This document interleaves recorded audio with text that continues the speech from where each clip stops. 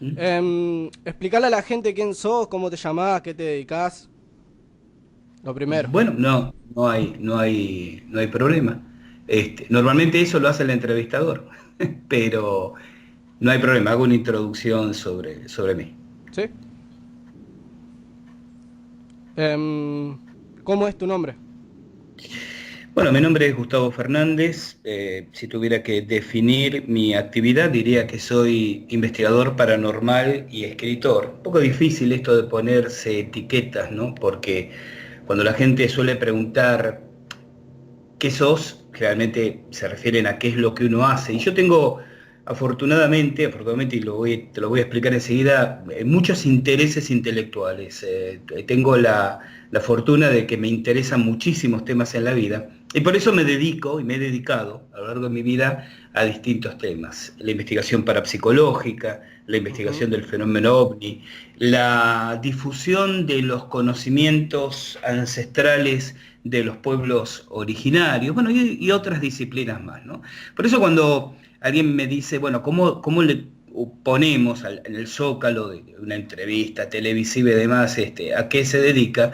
Siempre digo la definición más genérica es investigador paranormal y escritor. Y además dirijo tres entidades que precisamente tienen que ver con estas actividades, todas radicadas en la ciudad de Paraná, aquí en la provincia de Entre Ríos. Sí. La agrupación difusora de sabiduría ancestral Casa del Cóndor, que se dedica a este tema de las sabidurías ancestrales, el Instituto Planificador de Encuentros Cercanos, que tiene competencia en la investigación del fenómeno ovni y afines, y finalmente el Centro de Armonización Integral, que es una entidad que se dedica a la docencia y también la investigación en el terreno de la parapsicología y las terapias holísticas. Eso es una especie de presentación muy sui generis de quién soy y qué es lo que hago. Sí. Eso lo de la Casa del Cóndor es en Córdoba, ¿no? No, en Córdoba y precisamente en Capilla del Monte, nosotros fundamos originalmente nuestra agrupación. En la línea de aprendizaje nuestra, nosotros seguimos una línea que en castellano se dice o se llama toltequidad, que es una traducción del término que usaban los mexicas prehispánicos. Los mexicas eran los habitantes de lo que actualmente llamamos México antes de la llegada de los españoles. En esa línea de conocimiento hay una palabra, Caligüey, que se aplica al lugar donde se funda un lugar, pero no porque se funda en el sentido de que esté instalado, que tenga ahí su local, sino que es el lugar donde se realiza una ceremonia que da inicio a una serie de actividades. Entonces, Casa del Cóndor tiene su Caligüey, el sitio fundacional en Córdoba, sí, pero su sede legal, por decirlo de alguna manera, es aquí en Paraná.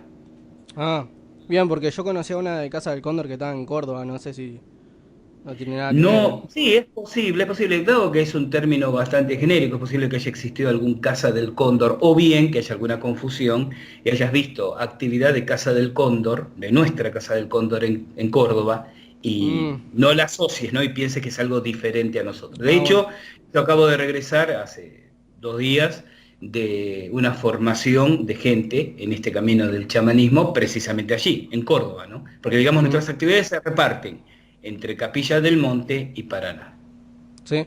Y bueno, lo que te quería preguntar, lo de Tesanos Pinto, la historia, ¿cómo fue realmente? Si es lo que dice internet o cómo fue. A ver, cuando uno dice lo que fue realmente, en realidad de lo que está hablando es de lo que uno piensa y cree con la información que tiene. Yo te puedo decir cuál es la información que nosotros recogimos y por supuesto vas a encontrar todo tipo de opiniones, algunas más alocadas, otras más negadoras del fenómeno. Yo en este tema del pueblo Tesanos Pinto siempre digo, puedo hablar de lo que yo en particular recogí en el lugar. Para mí la historia empieza en el año 1989. Yo en ese entonces conducía un programa radial por LT14, una emisora de radio de aquí de la ciudad de Paraná, llamado Al filo de la realidad, que de hecho es el mismo nombre con el cual hoy en día realizamos podcast y tenemos un portal de internet, tenemos nuestro propio blog con ese mismo nombre. Bueno, este programa que iba al aire los domingos a la noche, desde aquí, desde Paraná, en una oportunidad, los oyentes me preguntan si conocía la Casa Fantasma de Tesanos Pinto. Yo realmente no la conocía hasta ese momento. Me llamó la atención el dato y en los días siguientes, con un grupo de gente allegada, fuimos al lugar y realmente realizamos algunas experiencias interesantes. Por ejemplo, realizamos una técnica parapsicológica que se llama psicofonía. La psicofonía es Sí, sí, la grabación, lo sabes, de sí, sonidos aparentemente producidos por personas fallecidas. sí. Realizamos una psicofonía, se escuchaban voces, quejidos, eh, nos llamó la atención algunos fenómenos luminosos que ocurrían de noche en el bosque de eucaliptos que rodeaba a una casona que entonces estaba prácticamente intacta, porque la fueron destruyendo con los años. Tomamos alguna fotografía, logramos tomar con las cámaras de entonces, obviamente que eran bastante primitivas. Y en el programa siguiente comento esta experiencia al aire. Al finalizar el programa me llama por teléfono una señora que dice ser una Tesanos, es decir, el nombre de Tesanos Pinto es por la unión de dos familias, ¿no? Una de apellido Tesanos y otra de apellido Pinto, que compran unas tierras a mediados del siglo XIX, cuando se proyectaba pasar el ferrocarril por ahí, después hacia 1860, construyen esta casona de la que estamos hablando. Y ella me cuenta una historia, ella dice que no, una ciudad muy mayor, no quería salir al aire, pero que ella me cuenta la historia. La historia que esta señora me cuenta es que en esa casona habría vivido varios años recluida una mujer, Eloísa Moritán de Tesanos Pinto, que fue recluida en esa vivienda por padecer trastornos, hoy diríamos trastornos psiquiátricos. Sí. Nosotros fuimos varias veces, al paso de los meses, en la casona, y además de seguir obteniendo registros de actividad paranormal, encontramos en lo que eran los altillos de madera sobre la casona, todo eso ha desaparecido, algunas evidencias de habitabilidad por los años 30 del siglo XX, algunas cartas comidas por las ratas enviadas desde París a una Eloísa, que evidentemente fue quien las recibió. Entonces comentamos esta historia, quizás con la ingenuidad de no medir que el darle en ese momento difusión radial provoca lo que durante los años ocurrió, que haya gente que empezó a ir al lugar, algunos por curiosidad a ver qué pasaba, otros tontos que nunca faltan pensando que esas luces que la gente desea ver se debía a algún tipo de tesoro enterrado, y así comenzaron a cavar los pisos y a horadar las paredes, con lo cual en 20 años la casona se terminó derrumbando, y otros más tontos todavía a realizar pseudo rituales, no quiero decir ni satánicos, probablemente por lo que hemos encontrado en los años posteriores ni merecerían llamarse así, pero rituales tontos con cruces invertidas, velas negras y demás. En el curso de estos años, yo tuve, honestamente nuestro grupo no hizo un seguimiento en 20 años, te imaginas que la vida avanza mucho, los intereses de uno también, y nos está 20 años encima de un caso, pero digamos, en esos 20 años, varias veces volvimos a la casa, varias veces volvimos a obtener registros de presencias en el lugar, al punto de que llegamos a la conclusión de que el lugar es interesante por el tipo de impregnaciones paranormales asociadas al lugar. En tiempos más recientes logramos determinar que Eloísa Moritán de Tesanos Pinto no solamente efectivamente existió, que era algo que en el principio se nos discutía, como que se planteaba como que era un personaje inventado, no, realmente existió, sino que inclusive no falleció ahí en la casona, como nosotros creíamos al principio, sino en Buenos Aires. Actualmente Mm, está sepultada en el cementerio de la Recoleta y nosotros hemos encontrado su tumba. Y para cerrar un poco la historia, y explico por qué la cierro ahí, con el paso de los años, los fenómenos son cada vez menos significativos, lo cual es bastante lógico.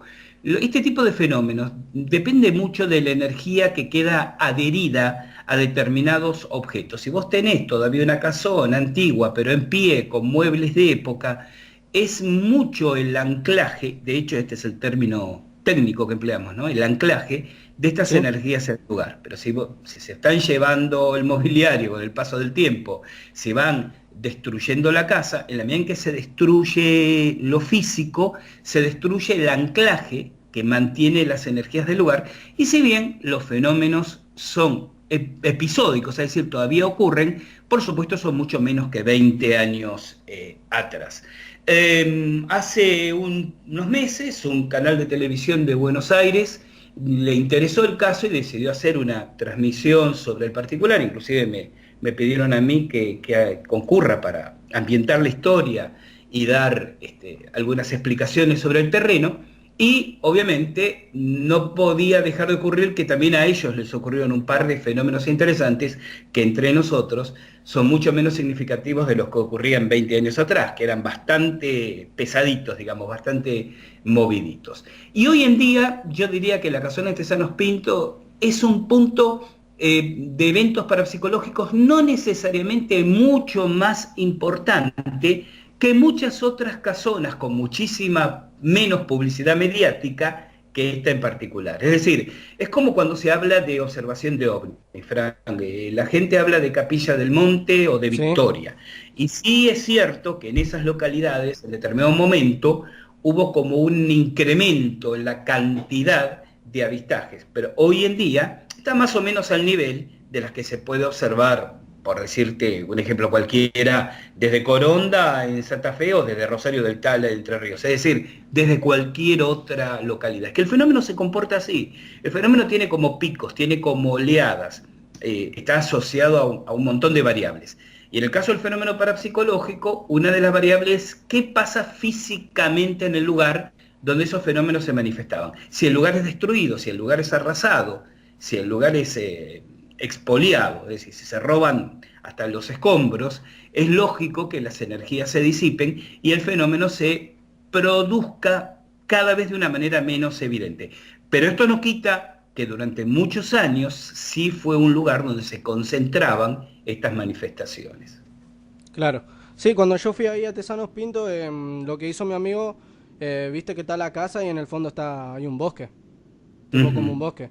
Ahí sacamos una foto y salió tipo una cara, no sé si era una cara o el reflejo del flash. A ver, yo cuando, una especie de comentario anecdótico, cuando se hace esta producción en la televisión nacional, que obviamente al ser en la televisión nacional repercute por todos lados, nosotros recibimos, es muy interesante esto, recibimos dos tipos de respuesta. Gente del lugar enojadísima, pero que tiene que ver con una cuestión de actitud y yo diría, casi estoy tentado de decir, de poca visión de la realidad, o de negación de la realidad. Esta sería la frase más educada. Y gente que nos escribía pidiéndonos discreción escribía por Facebook, por privado, ¿no? Abiertamente, diciendo, pero yo fui, pero vi tal cosa, pero le alcanzo, le paso esta foto que obtuvimos. Es decir, yo te decía, se siguen produciendo fenómenos, se siguen registrando evidencias, no con la cantidad y calidad quizás de 20 años atrás, Sí. pero en el lugar se sigue, porque además fue una zona, esto realmente se asocia a lugares de mucho sufrimiento humano. Es decir, cuando uno va a realizar psicofonías o cuando uno va a realizar psicoimágenes, su imagen es como la psicofonía, pero en video, ¿no? Obtener en el soporte de video la fuente inteligente que estaría detrás del audio de la psicofonía. Siempre la elección del lugar tiene un determinado criterio. El criterio suele ser, bueno, a ver, ¿dónde hubo una tragedia? ¿Dónde hubo sufrimiento? Porque esas energías, esas bajas energías asociadas al miedo, asociadas al dolor, quedan ancladas físicamente. Por eso las mejores psicoimágenes, las mejores psicofonías se obtienen donde hubo un crimen, en un hospital abandonado, donde hubo una batalla, ¿no? Una guerra. Sí. Es decir, siempre en los lugares asociados a ese tipo. Es como que si fuéramos a hacer una grabación o tener registros, a ver, pongo un ejemplo tonto, si se quiere, a un parque de diversiones, tal vez no tendríamos absolutamente nada, porque el tipo de vibración es otra, ¿no? Tiene que ver con la alegría, tiene que ver con el placer, son como más elevadas. Inclusive hay un experimento muy interesante que los investigadores hacemos periódicamente, que es hacerlo en un lugar cualquiera, pero iluminar con dos tipos de luces. Hacer una experiencia iluminando el lugar con luz infrarroja, y repetir la experiencia iluminando el lugar con luz ultravioleta. Cuando vos haces la experiencia iluminando con luz infrarroja, cuando obtenés grabaciones, cuando obtenés, no es que se obtienen siempre, ¿Sí? generalmente son, en el caso de las grabaciones de audio, son lamentos, quejidos, más vinculado como al sufrimiento. Cuando lo haces iluminando el lugar con luz, entre comillas, porque no se ve, ultravioleta, obtenés en cambio como risas, voces cantarinas, cantos. Parecería que el tipo de energía, porque la luz infrarroja y la luz ultravioleta son formas de energía, ¿no? Están los dos extremos del espectro y son vibraciones. Entonces, parecería que el tipo de vibración dominante en un lugar atrae a entidades afines a ese tipo de vibración. Y obviamente, si hubo sufrimiento, y con esto redondeo, si hubo sufrimiento en Tesanos Pintos, si hubo ciertamente una pobre mujer durante años enclaustrada ahí, sobre todo porque partamos de que a principios del siglo XX, que es cuando habría que ubicar esta historia, había como una especie de mirada social distinta a las personas con problemas psiquiátricos. Hoy, si en una familia hay una persona con trastorno psiquiátrico, se la integra, se la contiene, se la protege, se la medica, se la trata. Antes se la ocultaba, de alguna manera era prácticamente una especie de mancha familiar, ¿no? No se tomaba Entonces, bien. no, claro, claro, es decir, pero a ver, no necesito irme a principios del siglo XX, 40 años atrás, en un grupo familiar había alguien. Voy a un hecho muy concreto. Hoy en día, afortunadamente, cada vez se emplea menos la palabra discapacitado para la persona con condiciones especiales. Sí. Un chico con síndrome Down, una persona con algún cuadro genético, ¿no? Inhibitorio, hoy especiales. Antes era absoluto, porque el discapacitado es un término discriminador. Todos somos discapacitados en algo. Si yo soy un discapacitado para la música, por decirlo de alguna manera, me pones una Sí. guitarra y soy incapaz de tocar. Entonces, bien. Pero antes se empleaba el término discapacitado con absoluta naturalidad. No se tomaba conciencia de lo despectivo, ¿no? del tratamiento. Cuando entonces en un grupo familiar tenías una persona con un problema psiquiátrico agudo, grave, la reacción de la familia no era naturalizarlo, no era, bueno, vamos con esta persona a las fiestas y tratamos todos de sonreírle y que se sienta bien para integrarla. Todo lo contrario, buscaban a alguien, una empleada, alguien de confianza y lo dejaban literalmente encerrado en un cuarto y oculto de la sociedad, ¿no? Entonces esto, y sobre todo, esto pasaba mucho más en las clases más pudientes, que tenían más medios para ocultar al pariente con el trastorno, ¿no? Entonces, en las altas clases sociales, y los Moritani, Tesanos Pintos, eran familias, diríamos hoy en día, de alcurnia, ¿no? De mucho poder económico en ese entonces, político también, Sí. era cuestión de ocultar a esa persona. Y si hubo una persona con estos trastornos, oculta, enclaustrada años en ese lugar, es lógico que el sufrimiento haya quedado de alguna manera anclado en ese punto y atraiga ese tipo de manifestaciones. Em, ¿Cuál fue tu caso más famoso que tuviste o más espectacular o que te llegó más? Esa es una buena pregunta, ¿qué es lo que uno dice cuando no tiene una buena respuesta? Porque realmente si yo tengo que repasar mentalmente, hubo distintos casos importantes, no sé si famosos o espectaculares, ¿no? Importantes para mí, pero cada uno importante por un tema distinto. ¿Me explico? Sí. Eh, si yo tuviera, por ejemplo, que hablar de, inclusive porque tenemos que hablar de, bueno, pero de qué tipo de fenómenos estamos hablando de fenómenos de tipo fantasmagórico, estamos hablando del fenómeno ovni, que si hablamos de lo que es estrictamente parapsicológico, yo ahora tengo presente tres, así acudiendo a mi memoria en este momento. Un caso de manifestación que observamos muy, muy de cerca y literalmente tratamos perseguidos de una entidad que se materializó no humana en una localidad del Gran Buenos Aires llamada Rafael Calzada, esto en el año 1984. Inclusive periodísticamente tuvo mucha trascendencia bajo el título de Los hombres gato de Rafael Calzada, porque muchas personas habían visto por las noches algo así como lobisones, para que la gente tenga una idea de lo que describía la gente, y nosotros pudimos verlo, digo nosotros con el grupo de investigadores que estábamos en ese momento, y tratar de lanzarnos en su persecución, y se nos desvaneció literalmente delante de nosotros. Este es un caso. Otro es una manifestación que tuve en el año 1981 en la Caverna de las Brujas, en la provincia de Mendoza. Ha habido a realizar unas investigaciones en esas cavernas con otros dos investigadores, y durante una de las noches, pues permanecimos 3 noches con sus días en el interior de la caverna, que es muy intrincada, muy profunda realmente, tiene 16 kilómetros de galerías, y en una de las noches, la segunda noche, se nos materializó una entidad blanca, alta, humanoide, en uno de los pasillos, y cuando la quisimos seguir casi nos vamos por un precipicio. La entidad, digamos, pasó flotando. Yo me quedé con la sensación de que realmente nos quería llevar a que nos cayéramos por el precipicio. Sí.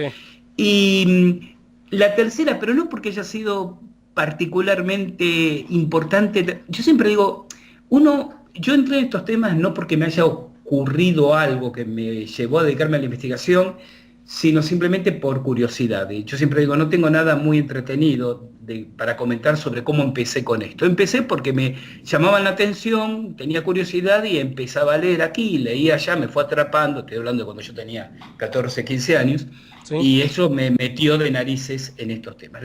Los casos raros, por decirlo de alguna manera, me ocurrieron después, me ocurrieron con los años.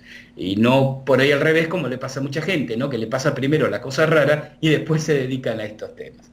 Y yo siempre digo, no tiene nada que ver ser investigador con ser protagonista, porque cuando te ocurre el episodio, vos te olvidás de todo lo que creés saber como investigador. Es decir, no es que uno como investigador, frente a una aparición, dice, bueno, yo voy a observar, voy a tratar de establecer contacto, porque como investigador tengo herramientas. Cuando estás frente al evento, la emocionalidad, la adrenalina, hace que dejes de lado todo lo que alguna vez pensaste que ibas a hacer si estabas en una situación así. Por eso el tercer caso, en el que me acordé ahora a raíz de tu pregunta, Sí. no fue tanto importante, sino por el rebote que tuvo.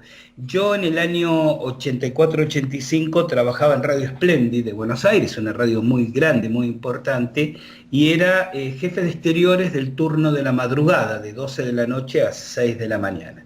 El 14 de febrero de 1985, en la terminal de colectivos de Retiro, hay un paro, como hay siempre, paros de colectivos de micros de larga distancia. Bueno, Sí. entonces voy con el equipo de exteriores a cubrir el paro. Era una nota periodística más, como parte de mi trabajo como periodista, entrevistar a la gente, entrevistar a los sindicalistas.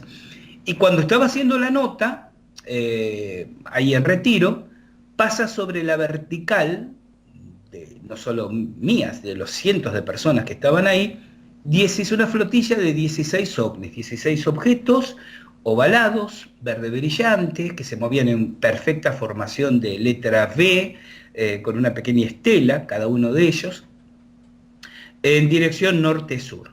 Y yo que estaba haciendo una entrevista, en ese momento recuerdo, de un sindicalista, interrumpo la entrevista, con el tiempo digo, me jugué el puesto, porque podrían haberme echado, y a los gritos empiezo a transmitir lo que estaba viendo, con la gente a mi alrededor que se acercaba al micrófono y también gritaba y claro, en la estación de radio, ¿no? En el estudio, cuando me escuchan, bueno, primero pensaron que me había vuelto loco, pero a los pocos segundos, al darse cuenta que la gente a mi alrededor también gritaba y exaltaba, me dieron pie a que siga, y yo siga transmitiendo. Transmití hasta que los perdimos de vista.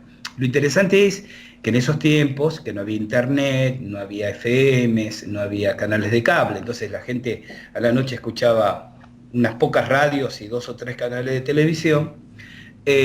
Mucha gente estaba escuchando el programa, no solo en Buenos Aires, también en Montevideo, porque la radio cubría hasta allá, Y la gente salió, muchísima gente, a los balcones, a las terrazas, a la calle, y hubo yo calculo que deben haber sido miles las personas que observaron el paso de la flotilla, al punto tal que al otro día fue tema de primera plana de los diarios de Buenos Aires de entonces, ¿no?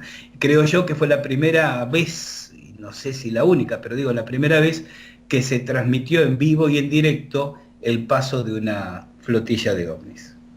Interesante eso. Me gusta. A mí me gusta hablar de ovni y todo eso. Yo me acordé de un caso que vos tuviste que lo contaste en una conferencia, que cuando fuiste a Egipto, que vos te quisiste acostar, no me acuerdo dónde, y se desmayó una Sí, chica. sí, sí. Se desmayó una Sí, chica. bueno, lo cuento, bueno, ahí tenés lo que yo te decía, son distintos casos, cada uno importante por sí mismo, ¿no? Y fíjate este caso particular. Le cuento a tu audiencia para que sepa de qué se trata. Esto fue en abril de este año, 2017. Sí. Vamos a Egipto con mi señora y para empezar se dio una cosa muy, muy particular. Yo cumplo años el 29 de abril, el 29 de abril. Bien, cuando yo organizo mi viaje a Egipto,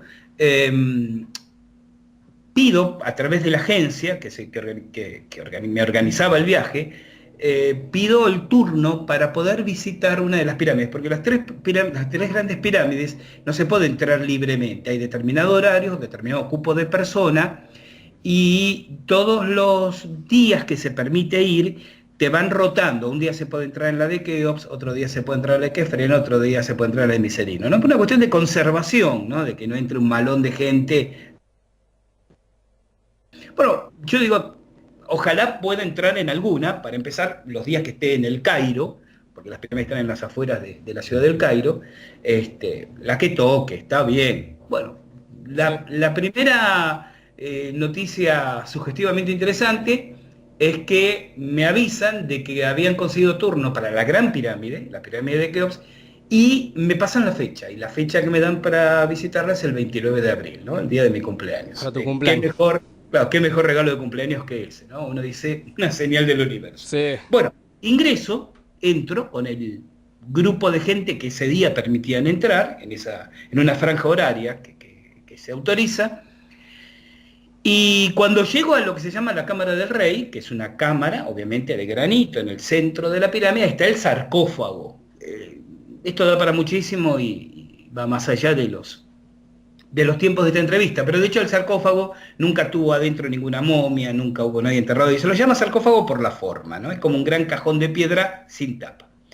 Entonces, yo saco fotos, estudio el lugar, hago algunas mediciones, y ya cuando iba quedando poca gente, y de hecho hacía un rato muy largo, hacía casi una hora que me había quedado adentro, esos 5 minutos de estúpido que tenemos todos en la vida, cuando yo los tuve en ese momento, se me ocurre decir, ¿y si me meto en el sarcófago y me saco una selfie? Una idiotez para un tipo de 59 años, pero viste, todos tenemos un pibe en un rincón del corazón, ¿no? Sí. Y la poca gente que quedaba, estábamos todos parados alrededor del sarcófago, extranjeros, todos. El único que hablaba español era yo. Mirando adentro o de espaldas apoyados contra el sarcófago, sacando fotos de las paredes. Y bueno, yo me acomodo, ¿no? Dejo preparado el celular, y en el momento en que me voy a dar el envión para mandarme adentro del sarcófago, una señora que estaba a mi izquierda, un poquito por detrás de mí, porque no tenía espacio entre la persona que estaba a mi derecha, perdón, que no había espacio entre la persona que estaba a mi derecha y mi cuerpo, entonces estaba como un poquito para atrás, tirando el cogote y mirando por encima del hombro. Sí. En el momento que me voy a dar el envión, esa señora cae redonda, como un títere al que le cortás los hilos, y cae desparramado en el suelo. Bueno, imagínate el revuelo. Tratamos de reanimarla, le damos aire, le levantamos los pies, como a los 5 minutos empieza a reaccionar, habla en alemán algo con la amiga que la había acompañado, estaba desesperada. Bueno, el tema es que la cargan entre cuatro y se la llevan. Y yo ahí me quedé pensando y digo, qué casualidad, ¿no? En el momento en que voy a hacer la chiquilinada de meterme en el sarcófago, la persona que estaba literalmente apoyada contra mi espalda, ¡pac!, cae redonda. Yo siempre digo, como si desde algún lugar alguno le tocara con un dedo así, ¿viste? Y fuera una advertencia del tipo, Sí, mirá querido, ojo con lo que vas a hacer, ¿no? sí. Así que, con todo respeto, pedí disculpas a quien correspondiera y listo. Continué, estuve unos minutos más y me fui, ¿no? Alguien puede decir, bueno, pero es una casualidad, quizás el calor, sí, puede ser una casualidad, pero yo siempre digo que la suma de las casualidades hace a la causalidad. Que alguien pegado a mí, inmediatamente al lado mío, caiga redondo en el momento, en el mismo instante, porque esto lo tengo clarísimo, Frank, no fue unos minutos antes, cuando yo ya estaba adentro, no, en el mismo instante en que yo voy a darme el envión para subirme, a mí me sonó advertencia de algún lugar. Sí, Alguien puede sonreírse y está bien, pero esto no es una prueba de nada, ¿no? Es simplemente una vivencia subjetiva, pero que para mí es interesante y significativa. sí, es muy interesante, como una advertencia. Ujú. Yo me voy corriendo. Sí. Nada, pasa que ya estaba, digo, no tenía sentido irse corriendo porque si uno entiende el mensaje, bueno, ya está. Es decir, el tema es qué pasa si yo hubiera dicho, bueno, más sí, yo, a ver, ya se llevaron a la desmayada, ahora sí me meto. Tal vez no pasaba nada, tal vez pasaba mucho. Sí. Cuando uno entiende el mensaje, ya está, no tiene... Lo que hay que tener en cuenta en estos temas, y voy a esta frase que empleaste, ¿no? De salir corriendo, es que el miedo no sirve absolutamente de nada, ni siquiera te protege. Porque cuando se maneja este tipo de energías, este tipo de entidades, si tenés miedo las atraes más. O sea, si son, no quiero hablar de positivas o negativas, voy a hablar de baja vibración o de alta vibración. Sí. Si son de alta vibración, no te van a perjudicar. Te pueden hacer pegar un sustito, un julepe, como decíamos en mis tiempos, para que aprendas, ¿no? Sí. Pero no te van a perjudicar. Y si son de baja vibración, el miedo las atrae. Ujú. Esto no significa ser irresponsable, ser soberbio y pedante y decir, yo me como los nenes crudos y me llevo todos los fantasmas por delante. Se trata de ser sensato y ubicado. Pero el miedo, y además, si uno tiene miedo a este tipo de cosas, ¿qué haces ahí? ¿Se Sí. comprende? Se supone que cuando llegás a esa instancia, por eso yo muchas veces, muchas veces hay gente que me contacta para decir, no, me gustaría, Gustavo, acompañarlos, ir. Y en el relato, eh, a veces le decimos a la gente que sí, a veces no, depende del lugar, la actividad. Y a veces la gente dice, no, porque yo, uy, esta cosa a mí me da miedo, pero yo tengo curiosidad. No, porque si tenés miedo vas a ser más un problema que una ayuda, Y sí. ¿no? Sí. ¿Entiendes? Sí. Entonces, si tenés miedo, no tenés que estar ahí. No es tu camino, vamos a decirlo así. No es por donde tenés que ir, ¿no? A mí no tiene que ver con valentías ni cobardías, tiene que ver con naturaleza psicológica. Digo, a mí estos temas me generan mucha adrenalina. Yo creo que es el tema o la razón por la que me acerqué a ellos desde muy joven y me quedé toda la vida en estos temas y feliz de haber estado toda la vida dedicado a estos temas. Porque además de conocimiento y de aprendizajes, me siguen generando, ¿eh? Ese tipo de eventos a mí me generan adrenalina. Lo cual es una excelente fórmula para sentirse alegre de estar vivo, digo, ¿no? Esto de que las cosas te sigan movilizando. Por eso siempre le digo a la gente, miren, si ustedes van a meterse en uno de estos lugares, con toda honestidad, mírense en el espejo y pregúntense, ¿voy a tener miedo? Si la respuesta es un sí, me voy, perdón por la expresión, me voy a cagar todo, Sí. entonces mejor, mira videos, no vayas. Y si vos decís, ahora, si vos decís, no, realmente, sí, tal vez me dé un cosquilleo, pero el interés de aprender es más importante, bueno, métete porque esa misma firmeza de carácter es la que te va a proteger. Bien. No sé si conocés la supuesta casa embrujada que está acá en Santa Fe, 3 de febrero y General López. No, no la conozco, no la conozco. 3 de febrero y General López. Buen dato para, si realmente están embrujada, como decís, en algún momento hacer una investigación. Sí, la historia se trata de que de un chiquito que estaba jugando, salió en bicicleta y lo chocó un camión. Y de ahí se empezaron a ver cosas, se empezaron a escuchar ruido, los vecinos dicen que se escuchaban ruido. Che, es la primera vez que escucho mencionarlo, honestamente, Frank. Después voy a buscar algún dato, si tenés por ahí algún link de alguna publicación que haya salido, te agradezco que me lo pases como para profundizar un poco más. Dale. Pero realmente no la conocía.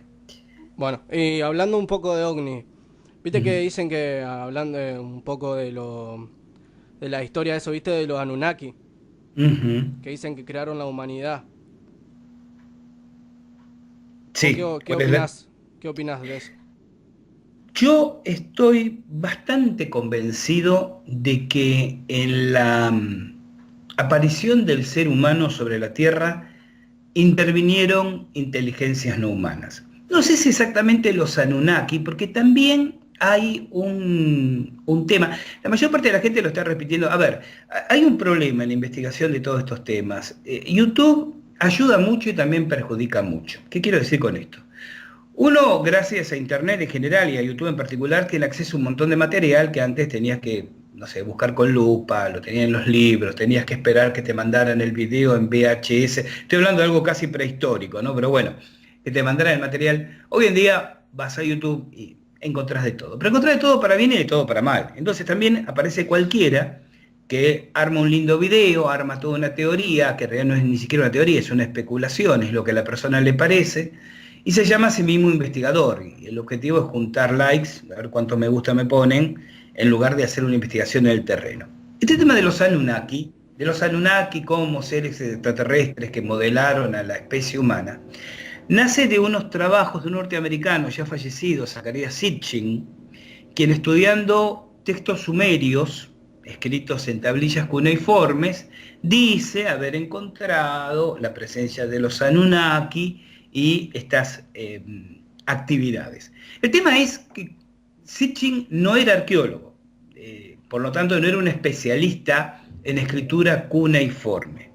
Y hace una interpretación muy discutible. De hecho, los Anunnaki existen en esos registros arqueológicos, pero en realidad son dioses menores. Es como que decirte que los sumerios tenían una enorme cantidad de dioses, había dioses más importantes y dioses menos importantes. Y estos dioses menos importantes eran los Anunnaki. Y hay sin duda algunas traducciones que te dan a pensar que fueron físicamente palpables, o sea pero todo lo que Sitchin presenta como traducción de estas tablillas no es una traducción, es su interpretación de lo que él traduce. Yo he leído algunas de esas tablillas, no en la tablilla original, digo, ¿no? Las traducciones originales, eso digo, el texto original, y es un poco como que cada uno interpreta lo que quiere interpretar. ¿Estamos hasta ahí? Sí, Entonces, decir que los Anunnaki realmente intervinieron, esclavizaron a la especie humana, porque estaban de alguna manera vinculados a los reptilianos, que es toda una especulación.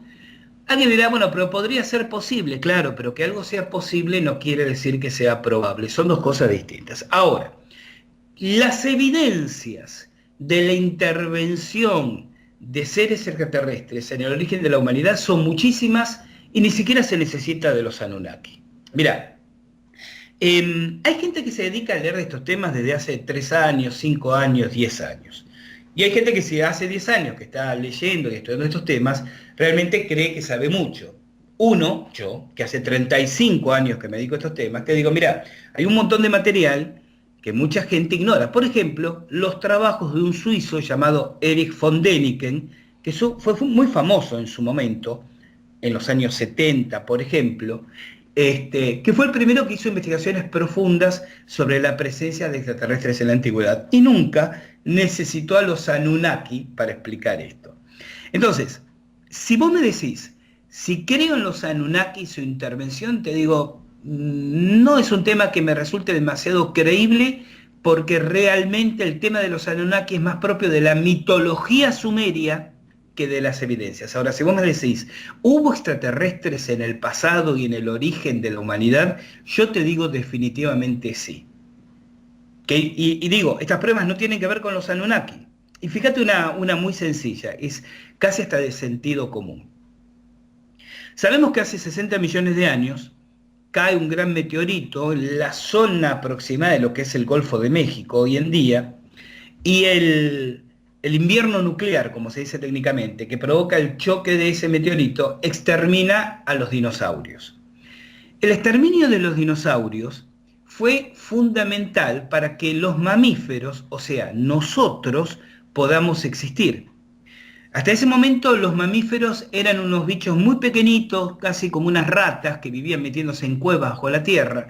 y no podía prosperar ninguna especie de mamífero más grande porque automáticamente pasaba a ser parte del almuerzo o la cena de los dinosaurios de turno. Sí, Cuando desaparecen los reptiles, los grandes reptiles, quedaron algunos, obvio, pero los menores, ¿no?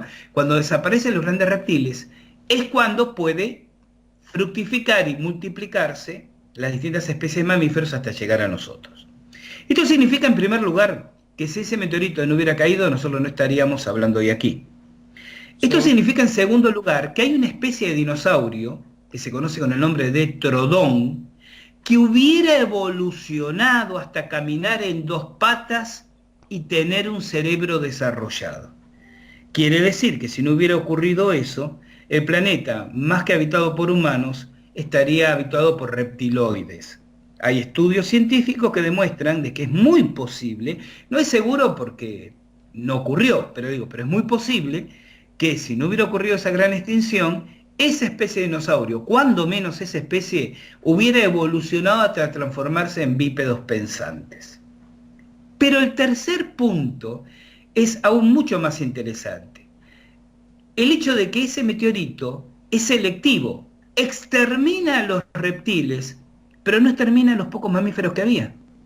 De hecho, los deja en una condición ganadora.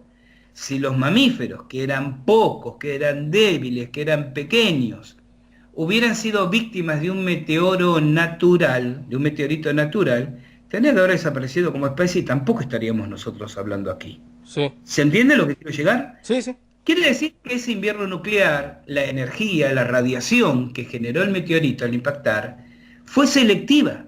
Extermina una cantidad impresionante de especies, impresionante, pero permite que ciertas mínimas, que también tendrían que haber sido exterminadas, no lo hayan sido, y puedan multiplicarse hasta llegar a ser lo que somos hoy en día los humanos.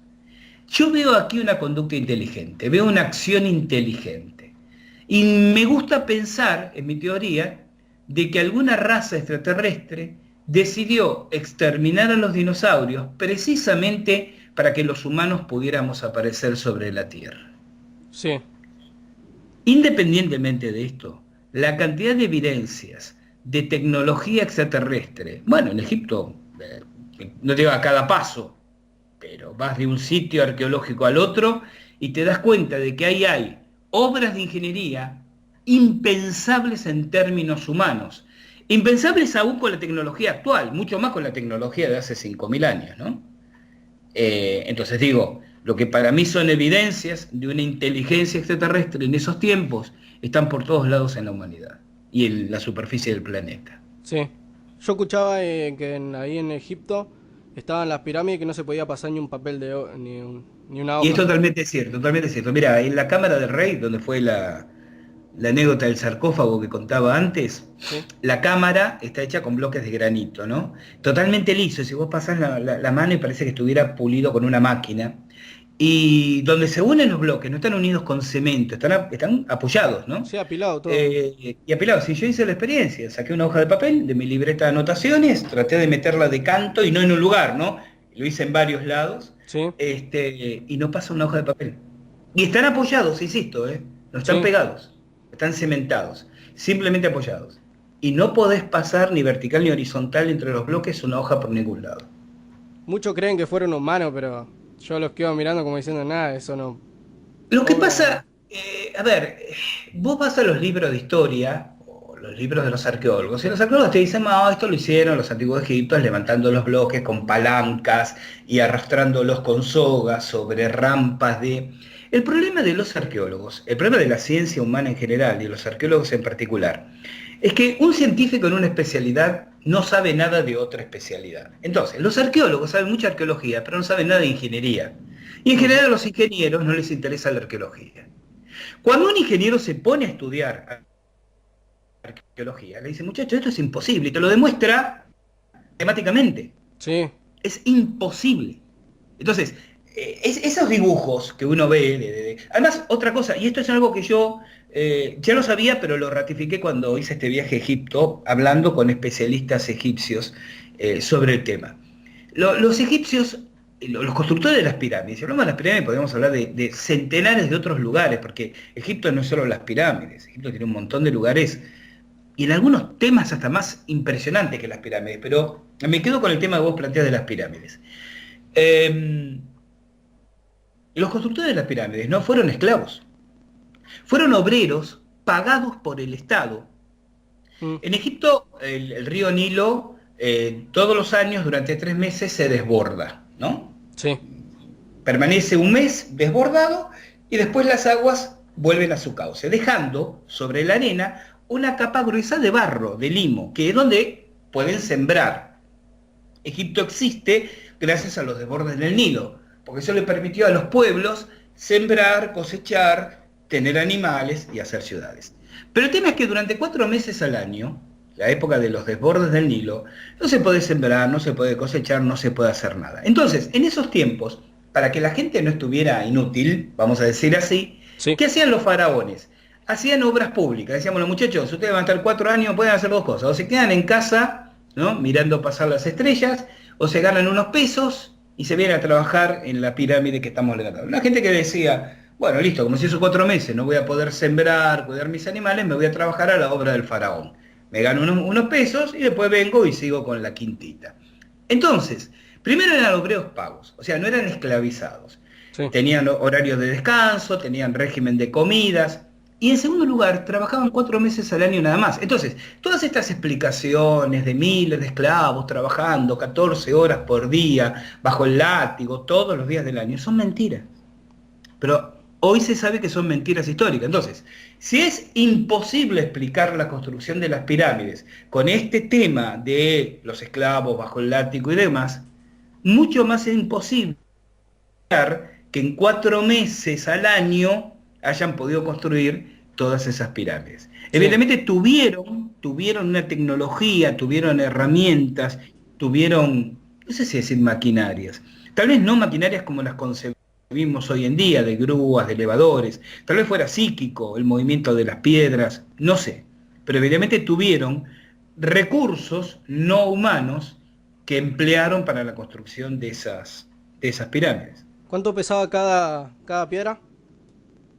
Vos en la Gran Pirámide tenés 2.200.000 bloques, el más liviano de los cuales pesa 8 toneladas y el más pesado pesa 200 toneladas. El Luxor, que es un templo que se encuentra al sur del Nilo, hay un obelisco tallado en una sola roca, ¿sí?, de 38 metros de altura, que pesa 330 toneladas. Y ese obelisco lo cortaron en una cantera que se encuentra 50 kilómetros más al sur, lo trasladaron 50 kilómetros, ahí tenés, los arqueólogos dicen lo trasladaron por el río subido a un bote de papiro. Vos le metés 330 toneladas a un barco de papiro, el papiro es un junco, sí, un junco pesado. ¿Sabés qué? Se va al fondo como una plomada, no hay manera, bueno, pero al margen. Transportaron 50 y pico de kilómetros este obelisco, lo llevaron hasta el emplazamiento, y lo pusieron de pie sin que tuviera ni una rajadura. 330 toneladas. Más al sur hay una represa, hay un gran dique que se llama Asuán. Se hizo en los años 60, lo hizo un presidente llamado Nasser para dar agua a toda esa región. Cuando van a hacer el dique se dan cuenta de que hay un templo, el de Abu Simbel, que va a quedar bajo el agua y es realmente una belleza de ingeniería. Entonces, la ONU, es decir, todos los países del mundo, dicen no, a este templo hay que salvarlo. Vamos a desarmarlo y lo vamos a correr 400 metros, nada más, 400 metros, pero ya fuera del nivel de las aguas. Sí. Y se hace eso. Pero encontraron un problema. Algunas de las cosas que había ahí, como unas cabezas del faraón Ramsés II, eran tan grandes que no las podían mover enteras y tuvieron que cortarla en bloques, transportarlo y armarlo como un rompecabezas. Ahora, eso se hizo en 1961. Si en 1961, con la tecnología de 1961, con todas las grandes potencias ayudando, tuvieron que desarmar en pedacitos el templo para trasladarlo solo 4 cuadras, no 4 kilómetros, siquiera 4 cuadras. Sí.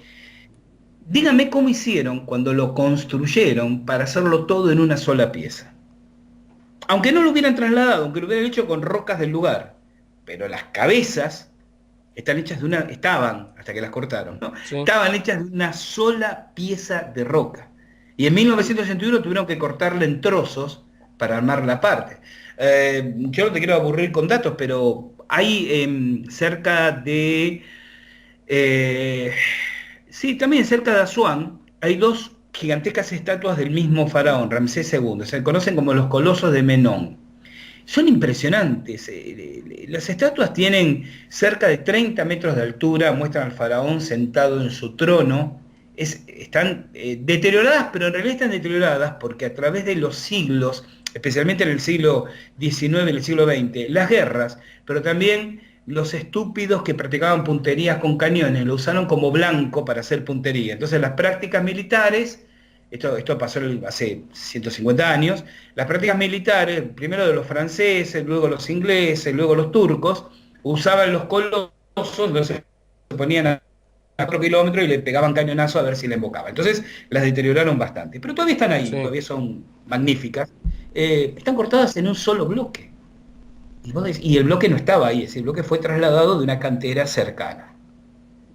Esas cosas realmente te dan la pauta, si no la convicción, de que hubo tecnología no humana presente en esos lugares. Sí, es verdad. Y bueno, volviendo al tema de los fantasmas, los espíritus, los demonios, todo eso. Mucha gente dice que hay que tenerle más miedo a los vivos que a los muertos. Y yo le digo, no, hay que tener más miedo a los muertos que a los vivos.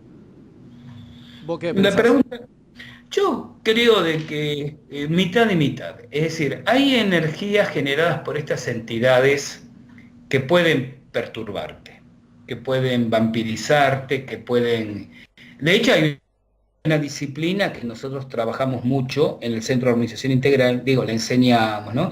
Que Sí, es la autodefensa psíquica. La autodefensa psíquica es una técnica para protegerse, entre otras cosas, de estas entidades. Pero tampoco hay que ponerle todo el valor agregado del miedo, esto es lo que yo te decía antes. sí, ¿Qué quiero decir con esto? Que una persona diga, yo no creo en estas cosas, no les tengo miedo, no la va a poner a cubierto, le va a pasar igual, pero tampoco es lo que te muestran las malas películas de Hollywood, ¿no? Es decir, ningún fantasma viene con una motosierra a cortarte en pedacitos. La perturbación tiene que ver con lo psíquico, con lo emocional, ¿se entiende? sí, Te puede desequilibrar en ese sentido, pero no te van a provocar la muerte física, por ejemplo. sí, Hay como ciertas limitaciones, ¿no? Que estas entidades, que también veámoslo de esta manera, es decir, estas entidades no son más poderosas que nosotros, simplemente son entidades que se manejan en un plano distinto, y en ese plano sí son más fuertes que nosotros, el mental, el espiritual, pero físicamente, no pueden hacernos nada porque no son estas entidades físicas. ¿Se comprende? sí, se comprende. Entonces, la perturbación, va a provenir o va a ocurrir en el plano de su existencia. Plano mental, plano espiritual. Queda ahí. No te van a provocar un cáncer, no van a hacer que se te caiga un mueble sobre la cabeza y te aplaste. Van a desequilibrarte, van a perturbarte, van a generarte emociones negativas. Que no es poca cosa, digo, ¿no? De eso también hay que cuidarse, ¿no? Sí, Pero no son mortales. A esto. Lo mortal es el miedo. Es más, la gente, en estos casos yo he investigado mucha casuística, es más la gente que ante estas entidades murió de un ataque al corazón por el miedo sí, que lo perjudica a la entidad. ¿Se entiende? sí, bien.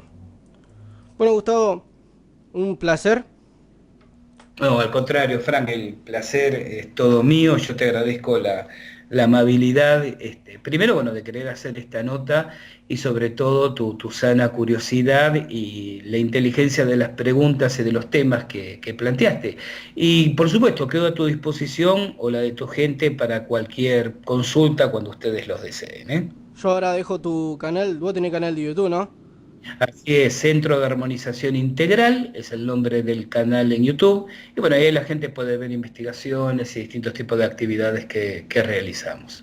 Listo, Gustavo. Una pregunta más. ¿Cuándo va a ser la próxima el encuentro en Paraná? Ah, sí, vos estás hablando del Club del OVNI. Ah, sí, eso es. Bien, estamos, lo que pasa es que en este momento tengo dos viajes, yo me voy dentro de unos días a México, mira, justo a México con todo lo que está pasando, pero Sí, a bueno, México. sí, sí, pero así son los compromisos, y al regreso del mismo tengo una actividad en Chile. Tras esos dos viajes, en noviembre ya voy a estar mucho más tranquilo y organizado con mis tiempos, y la idea es retomar las reuniones del Club del OVNI, porque precisamente tengo como esta materia pendiente de contarle a la gente las investigaciones que estuve haciendo en Roswell, en Estados Unidos, Ah, en Roswell. sobre, claro, sobre el supuesto accidente de un ovni allí, y la idea es hacer una conferencia con todo el material que traje de Roswell. Calculo que será en noviembre y lo vamos a ir anunciando por las redes, ¿viste? Y por los medios habituales con que damos difusión a nuestras actividades. Listo, Gustavo. Si la gente me pide más entrevistas, si me ponen más preguntas para hacerte, yo arreglamos y cuando vos tengas un tiempo. Totalmente, totalmente, Frank. Contá conmigo cuando lo necesites. Y en la medida que mis tiempos me lo permitan, ¿no? ¿Sí? También. Pero sí, sí, sí, sí, querido, contá cuando desees. Nos volvemos a comunicar por esta vía y hacemos algo nuevamente. ¿Listo? Chau, Gustavo. Un Un abrazo gusto. grande para vos y los Abrazo. tuyos, ¿eh? Chau, chau.